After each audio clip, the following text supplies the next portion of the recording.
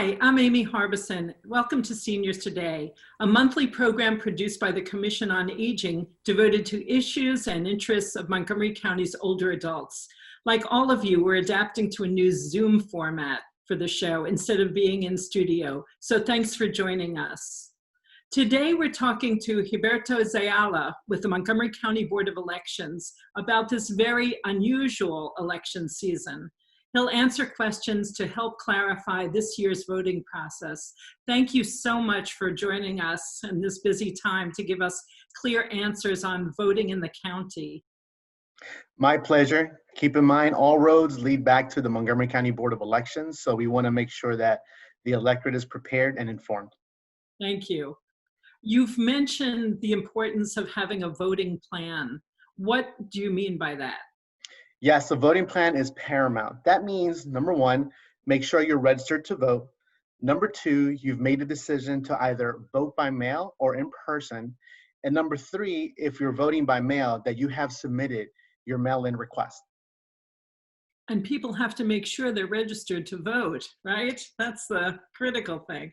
Yes, that's step number one. That's the biggest step. Keep in mind, the voter registration deadline in the state of Maryland is Tuesday, October 13th. So by all means, please make sure, number one, that your voter registration record is up to date. And if there's any changes, name change, party affiliation change, address change, you submit that as soon as possible. And number two, that if you're not registered to vote, you do so. And there's multiple ways to do it. You could text the word vote to 77788 with your trustee's cell phone, or you could go on our website at 777vote.org. Okay, terrific. There seems to be so much confusion about voting by mail. First of all, there's concern, I think, that people have about how much time they need to vote by mail and whether their ballot will get in. So what do you recommend for people who are voting by mail? So number one, the voter registration deadline is Tuesday, October 20th. What's critical is the voter registration deadline is a postmark deadline. What does that mean? If you get it postmarked at the post office, even if we receive it 2 days after the fact, let's say we receive the 15th of October, we are obligated to process. The mail-in ballot request is the 20th. That's a receive deadline. We need to have that at our office. Once we get that application, it takes about a week or so to process. And then we will process the application, and when ballots are ready in the end of September through the first week of October, we will mail your corresponding mail-in ballots. The quick difference between the primary and the general: in the primary election under Governor Hogan's proclamation, every single registered voter was mailed a ballot. For the general election, you were mailed an application, which means that you need to actively request to vote by mail. That's important for people to know, because I think that's been a basis of some confusion. Do you recommend that people, it sounds like you're saying that people, as soon as they get their ballot, they should mail it and not sit with it and wait to the close to deadline. They should complete it and get it in. Yes, please. And there's twofold. Number one, don't procrastinate, don't sit on it. Vote your ballot, send it in. Secondly, it helped us at the Board of Elections, our staff. We've gotten permission from the State Board of Elections to initiate canvass or counting of those ballots starting October 1st. Historically, we would have started the Thursday after Election Day, which would have been about November 5th. But because we're looking at upwards of 400,000 to 300,000 mail-in ballots, we need to start early. However, those results will not be available until after all polls are closed, November 3rd. Okay. And should people have any concerns about voting by mail? We've heard so much about the USPS and what's going on with, all kinds of issues right now. Do you feel like people should feel secure and safe with mailing in their election ballot? Yes, there's been a lot of static, true, but the Montgomery County Board of Elections, we got you. And what does that mean? We will have approximately 50 ballot drop boxes across the county, strategically placed by density, traffic patterns, socioeconomics. And within those 50 boxes, they're secure. They're under surveillance 24 hours a day. We're working with the local authorities to ensure that they're secure. We will have bipartisan staff go into each box up to 2 to 3 times a day to empty out those bins. And we have checks and balances, tamper tapes, cameras, seals that will be placed on those boxes. Once they are unseated and removed to take out the ballots, we will put new tamper tape, seals, and tags on it. And so it's very secure. If you have concerns using the United States Postal Service, the minute, remember, you're going to get your ballot through the post office, vote it, and send it back through the ballot drop box. The sample ballots will be en route. And so once you get your sample ballot, you will see the listing of all of the available ballot drop boxes in Montgomery County, and they're available until November 3rd, 8 p.m. Okay, so let's be clear again. I just don't want to confuse people. You Mhm. can vote by mail, and if you don't feel comfortable voting by mail for any reason, there are drop boxes in various locations in the county that people can bring their ballot to, sealed ballot, and be able to feel very secure that these drop boxes are carefully watched, guarded, and maintained by nonpartisan Mhm. county officials that will make sure that people's votes are counted. And how do we find out, if people don't want to wait to get the ballot to find out where the drop boxes are, is there anywhere else they can learn about drop box locations? Yeah, so once again, they're secure. They're very, very secure. They're available 7 days a week starting upon installation. That information will be on your sample ballot. However, we have a listing right now on our website at 777vote.org, 777vote.org. And also, you could text the word box, B-O-X, and your zip code, and you will get the 4 closest ballot drop box according to your zip code, and it will give you the driving directions and the locations of those facilities. So if you text the word box in your zip code, right, you will get the closest location to that corresponding zip code. And all that information is on our website, and we're planning to send you out. You should have received your sample ballots in the coming weeks. Okay, terrific. How about the day of voting? There are many, many fewer voting locations this year than in previous years. The number is pretty dramatic, correct? Yeah, so keep in mind, before Election Day, which is Tuesday, November 3rd, we're consolidating the 248 neighborhood precincts into 39 vote centers, large vote centers. But before you even get to November 3rd, we will implement what is called early voting. We still have early voting, and that's the 26th of October, which is a Monday, Monday the 26th through Monday, November 2nd, including the weekend. So you'll have 11 early voting locations. They're the same ones that were selected in 2018. They're open from 7 a.m. to 8 p.m. Quick hint, the first 2 days are the busiest, and the last 2 days. So don't pick peak times. It's kind of contradicting. You don't want to wait in line. And a quick note, this is nothing like going to Target or Home Depot. A lot of times people are comparing one with the other.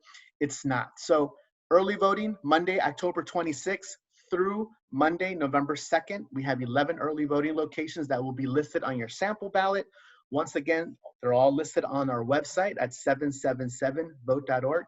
And if you want, you could text the letters EV for early voting, EV, and your zip code.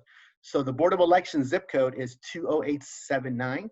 So I would have texted EV space 20879, and you will get the closest early voting center according to your zip code. So we have a lot of tools for you so you can make your vote plan.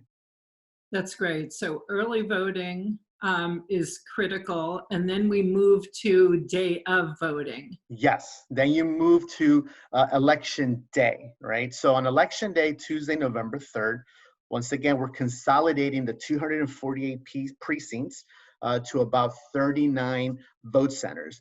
And the 11 early voting centers mentioned during the early voting season, the cycle that week, those will be converted to vote centers. We will also add a complement of 25 Montgomery County public high schools, except Thomas Edison. And we have added our board, and it also has been approved by a board of directors and the State Board of Maryland.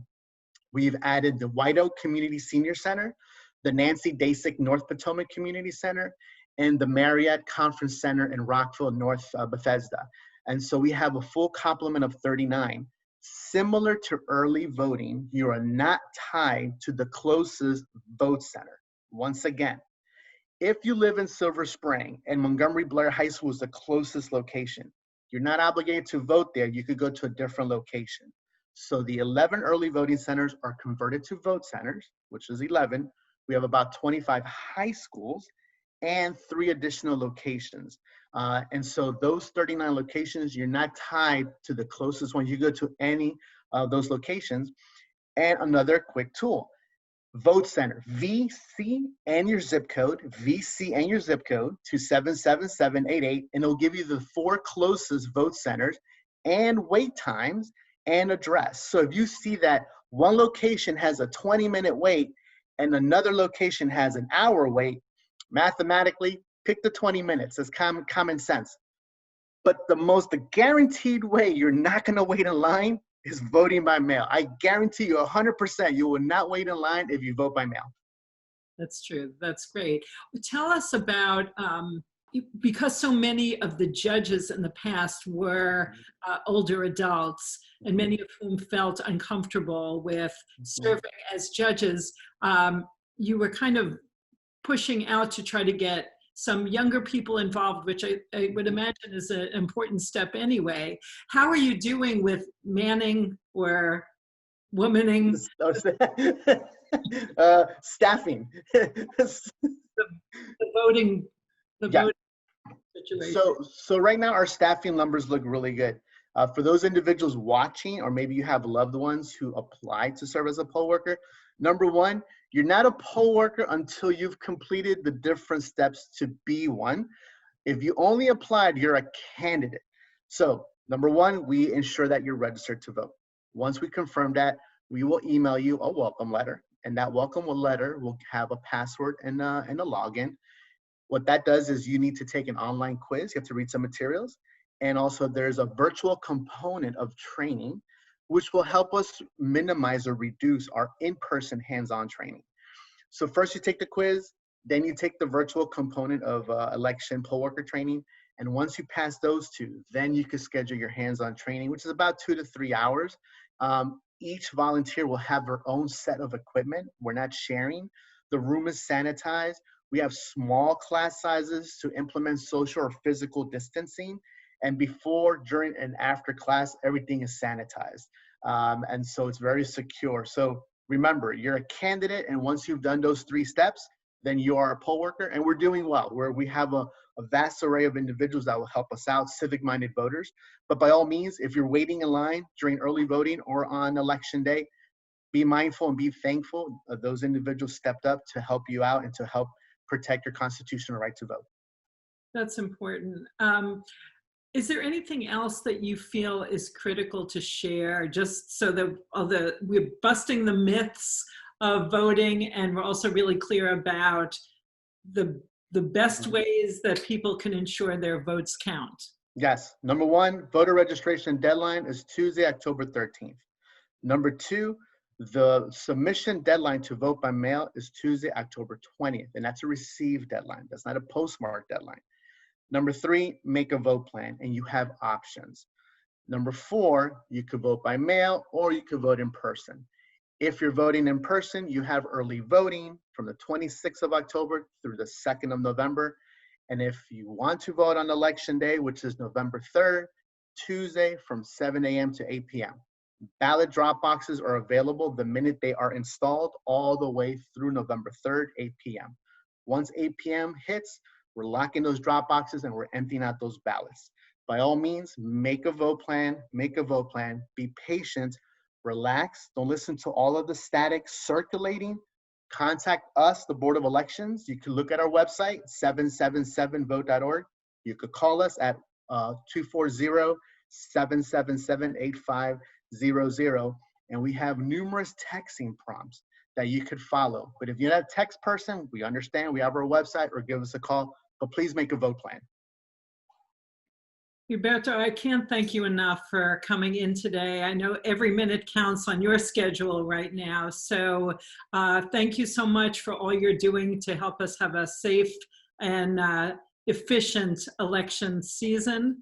And we look forward to seeing you on the other side of election. Yes, thank you so much. Stay safe, make a vote plan, and remember, use that sample ballot. All the information that we discussed will be there, and it should be arriving soon or have already arrived. That's terrific. Well, that's it for Seniors Today. You can access this show and more information about the county services for older adults by going to the Montgomery County Senior website at montgomerycountymd.gov/seniors or call the Senior Resource Line at 240-777-3000. And as always, thank you for joining us on Seniors Today.